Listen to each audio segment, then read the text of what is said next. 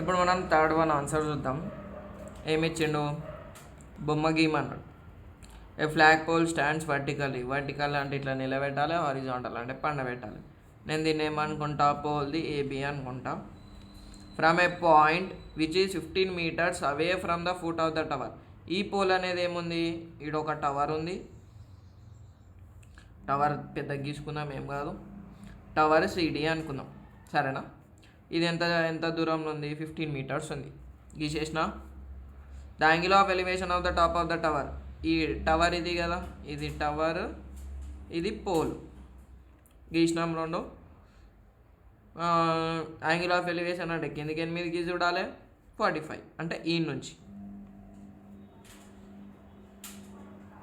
Draw a suitable diagram for the given data రాసినాం, సరేనా? ఎక్కువ శాతం ఏం చేసి ఉంటారంటే ఇట్లా గీస్తే మార్కులు వస్తాయి, అంతే. ఇక్కడ నేను డేటా రాసుకుంటా. AB is equals to flag pole, BC is equals to distance between pole and tower, CD equals to height of the tower. ఇట్లా రాసేస్తా. ఎన్ని మార్కులకి ఇచ్చిండు మనకి? 3 మార్కులు వచ్చేసాయి, అంతే.